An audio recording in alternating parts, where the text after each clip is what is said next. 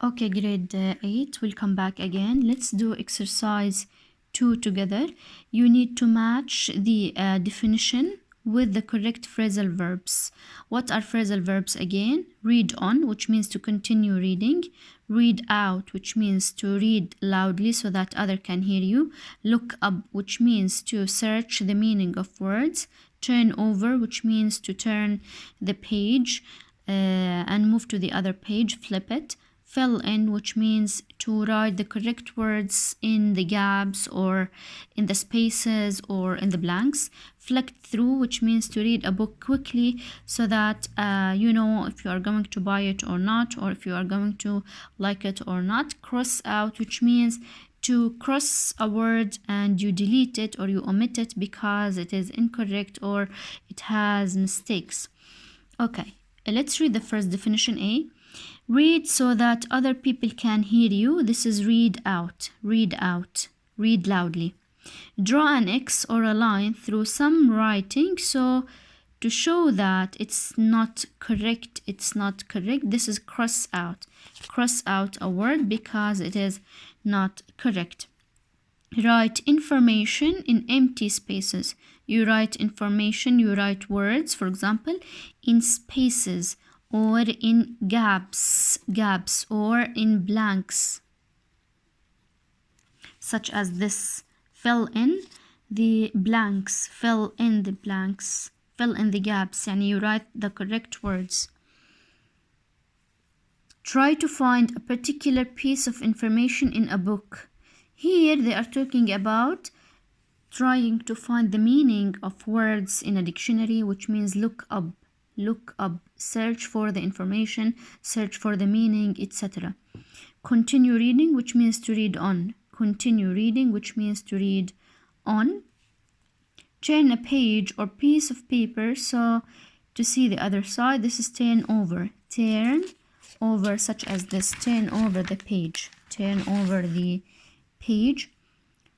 Turn the page of a book quickly. When you read quickly, not looking carefully. When you read through the book quickly, not carefully, this is flicked through. Flicked through.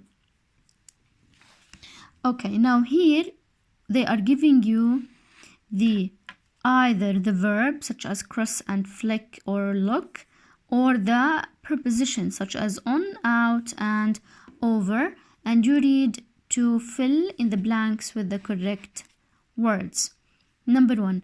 The other day I was in a bookshop. I picked up a novel. You were in a bookshop and you picked up a novel, which means you carry a novel by a new writer, and began to flick through. Flick. Here, see, I cross it out because it's incorrect. You began to flick through it. طبعا بتتصفحها because you don't have enough time to read it carefully in the bookshop. I didn't really read any of it, but I decided to buy it and take it home.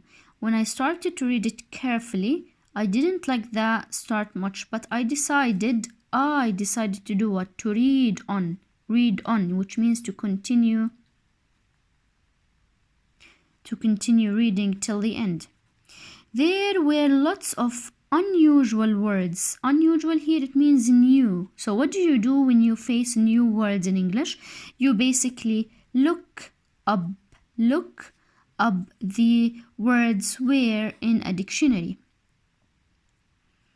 I turned over another page and then another, but I still didn't like it.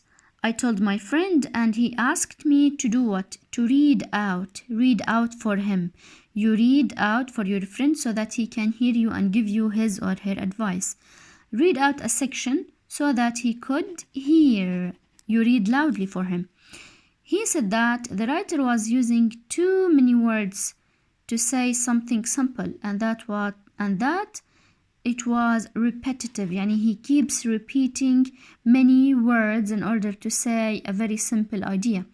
He could cross, he could omit, he could erase out half of the words.